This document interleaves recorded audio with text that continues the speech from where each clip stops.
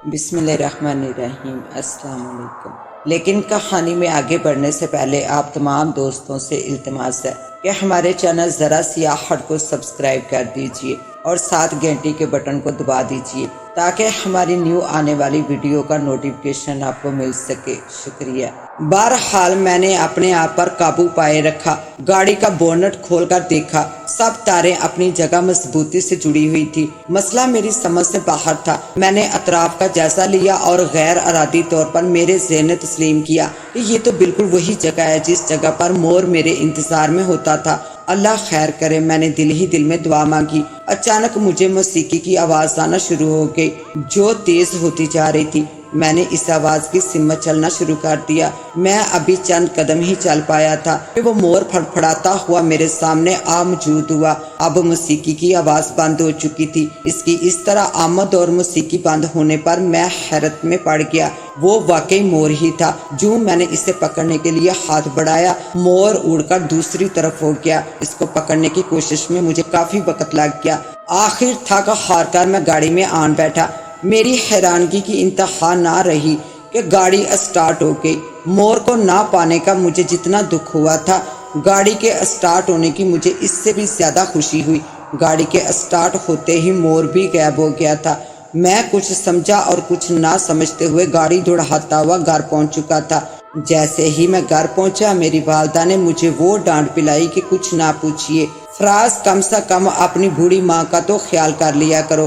تمہارے والد بھی انتظار کے بعد میرے سمجھانے پر ابھی جا کر لیٹے ہیں۔ وہ میرے اوپر پھونک مارتے ہوئے بولی، ماما میں شرمندہ ہوں، گاڑی راستے میں خراب ہو گئی تھی اس لیے کچھ دیر ہو گئی۔ میں نے فرار کی راہ تلاش کی، لیکن بیٹا کل سے تم نے 9 بجے تک گھر پہنچنا ہے۔ اس سے زیادہ دیر کی میں تمہیں اجازت نہیں دوں گی۔ ننا فرحان بھی تمہارا انتظار کرتے کرتے سو گیا ہے۔ ایسے اخبار اور کام سے ہم باز آئیں۔ بہتر یہی ہے کہ تم اخبار کی نوکری چھوڑ کر کوئی ڈنگ کی ملازمت کر لو، یہاں تو ڈھیروں خون خشک ہو جاتا ہے۔ ماما آپ بجا فرما رہی ہیں، آئندہ دیر نہیں ہوگی۔ میں سعادت مند بیٹے کی طرح ان کے پیروں کو چھوتے ہوئے بولا۔ ماما جو کچھ دیر پہلے بڑا غصہ دکھا رہی تھی، ایک دم موم کی طرح پگھل گئی۔ اسی کا نام تو ماں ہے اور یہی ممتا کا ایک انداز ہے۔ رات کو سونے کے لیے لیٹا تو میرا دھیان کال والے واقعے کی طرف چلا گیا۔ میں اس واقعے پر غور کر رہا تھا کہ مور اس وقت رات کو کہاں سے آ جاتا ہے اور پھر میرا راستہ روکنے کا کیا مقصد ہے۔ پھر اچانک گاڑی کا خراب ہو جانا اور پھر موسیقی کی آواز، یہ وہ باتیں تھیں جو مجھے کچھ سوچنے پر مجبور کر رہی تھی۔ مور کا مجھے گور گور کر دیکھنا میں محسوس کر رہا تھا۔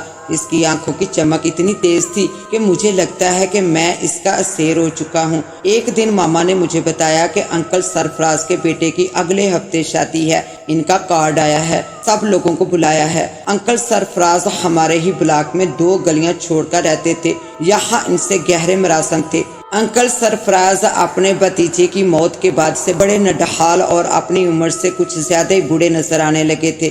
آپ کو یاد کروا دوں کہ گزشتہ دنوں جس نوجوان کو قتل کر دیا گیا تھا وہ انکل سرفراز کا حقیقی بھتیجا تھا۔ اس کی موت کے بعد سے وہ بڑے بوجھے سے رہنے لگے تھے۔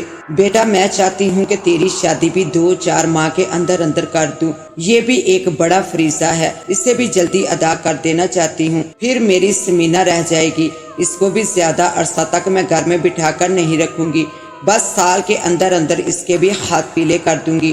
ماما مجھے سمجھانے لگی، ماما آپ میری فکر مت کیجئے، فکر آپ سمینہ کی کیجئے، کھا کر موٹی ہوتی جا رہی ہے۔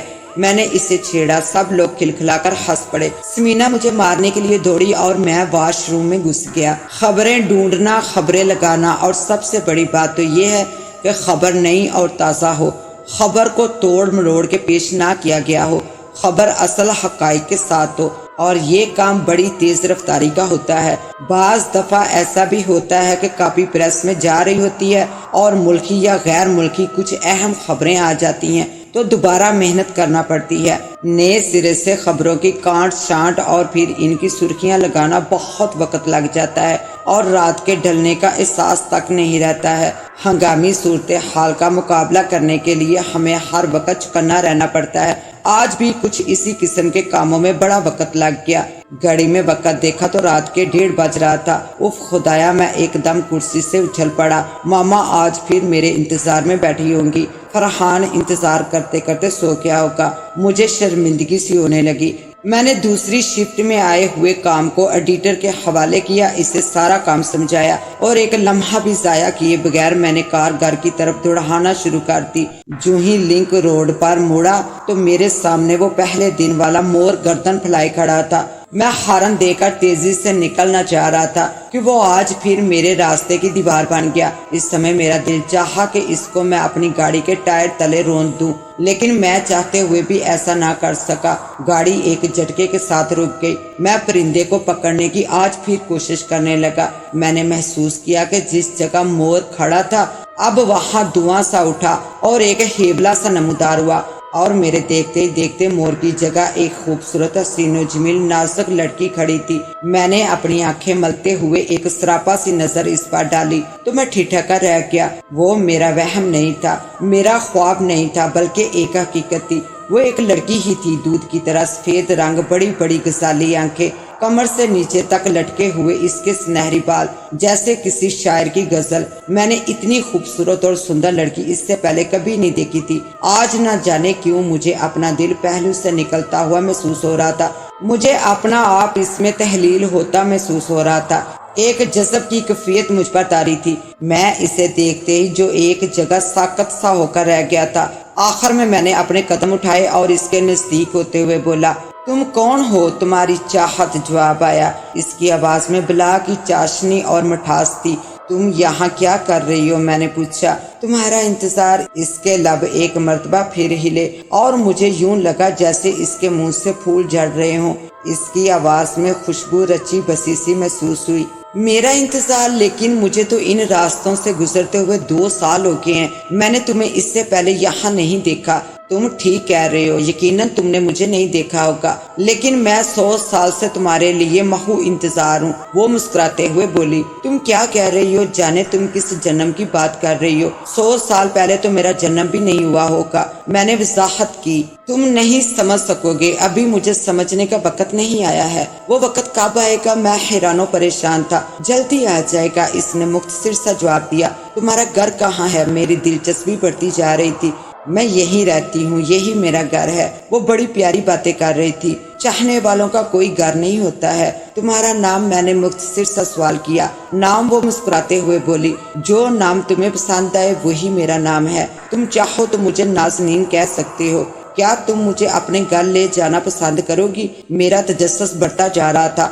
نہیں، ابھی نہیں، پھر کبھی صحیح، اس نے گردن ہلاتے ہوئے کہا۔ پھر تم میرے گھر چلو، میری ماما تمہیں دیکھ کر بڑی خوش ہوں گی۔ یہ سب کہنے کی باتیں ہیں، وہ اپنی زلفوں میں انگلیاں پھیرتے ہوئے بولی۔ لیکن میں کہتا ہوں یہ حقیقت ہے، میری ماما تمہیں بہت پیار کریں گی۔ پھر کبھی صحیح، وہ مسکراتے ہوئے بولی۔ اور نہ جانے میں ابھی اس سے کیا کچھ پوچھتا کہ وہ بولی اب تم جاؤ، تمہاری ماما تمہارے انتظار میں ہے۔ میں ایک دم چونک گیا۔ میں تو چاہ رہا تھا کہ وہ یوں ہی میرے سامنے کھڑی رہے، وقت تھم جائے، لیکن میرے چاہنے سے کیا ہوتا ہے؟ ایک دھواں سا اٹھا اور وہ نہ جانے کہاں کب اور کس لمحے میری آنکھوں کے سامنے سے اوجھل ہو گئی۔ صبح سو کر اٹھا تو گھر میں عجیب قسم کا ہنگامہ تھا، سب لوگ پریشان تھے، ایک چیخو پکار تھی۔ معلوم ہوا کہ سرفراز انکل کے بیٹے، جس کی ابھی 2 دن بعد شادی ہونے والی تھی، رات کو قتل ہو گیا ہے اور لاش اسی جگہ جنوبی قبرستان میں پائی گئی ہے جہاں سے کچھ عرصہ پہلے نوجوان کی لاش ملی تھی۔ عجیب خوفناک حادثہ تھا کہ دل خون کے آنسو رو رہا تھا۔ میں جلدی سے تیار ہو کر سرفراز انکل کے گھر پہنچا۔ دل خراش چیخوں سے دل دہل رہا تھا۔ انٹی کا برا حال تھا، بہنیں لاش سے لپٹی ہوئی تھی۔ شادی کا گھر ماتم میں بدل چکا تھا، سب لوگ سوگوار تھے، ہر آنکھ اشکبار تھی، ہر چہرہ پریشان رنجیدہ تھا۔ عجیب طرح خوف و ہرس پایا جا رہا تھا۔ جب میں نے اس کی تفصیل معلوم کی تو پتہ لگا کہ شاید انکل کا بیٹا رات کو کھانا کھانے کے بعد چہل قدمی کے لیے باہر گیا تھا۔ یہ اس کا روز کا معمول تھا۔ رات کو واپس نہیں آیا۔ رات کے پچھلے پہر چوکیدار نے اطلاع دی کہ ایک نوجوان کی لاش جنوبی قبرستان میں پڑی ہوئی ہے۔ جب جا کر دیکھا تو لاش شاہد کی تھی۔ اس سے پہلے اس کے گھر والوں کا یہ خیال تھا کہ شاید وہ کسی دوست کے پاس ہوگا، کیونکہ عام طور پر دلہا کے دوست اسے اپنے ساتھ گپوں میں مصروف رکھتے تھے۔ یہ دوسرا قتل تھا جو اس ایریے میں ہوا تھا۔ پولیس موقع پر پہنچ چکی تھی، بیانات لکھے جا رہے تھے، کڑیوں سے کڑیاں ملائی جا رہی تھی۔ نتیجہ یہ سامنے آ رہا تھا کہ موجودہ قتل بھی پہلے قتل جیسا تھا۔ اعلیٰ قتل برآمد نہیں ہوا تھا۔ پہلا قتل بھی دلہا کا تھا اور یہ قتل بھی دلہا ہی کا ہوا تھا۔ جوان سالہ بچوں کا قتل بڑی حیرانگی اور درندگی کی بات تھی۔ پولیس کے علاوہ دوسری حساس ایجنسیوں کی بھی خدمات حاصل کر لی گئی تھی۔ تمام لوگ اپنے دائرہ کار میں رہتے ہوئے سخت کوشش میں لگے ہوئے تھے، لیکن تاحال قاتل کا کوئی سراغ نہ مل سکا تھا۔ حیرت کی بات یہ تھی کہ قاتل اتنا چلاک تھا کہ اس نے اپنے پیچھے کوئی ایسا نشان نہیں چھوڑا تھا کہ جس سے اس تک رسائی حاصل کی جا سکتی۔ ڈاکٹری رپورٹ کے مطابق لاش پر کسی جگہ کوئی مزاحمت کے نشان نہیں تھے اور نہ ہی کوئی زہریلی چیز دی گئی تھی۔ صرف سر میں ایک سوراخ موجود تھا، بالکل ایسے ہی جیسے پچھلی لاش میں تھا۔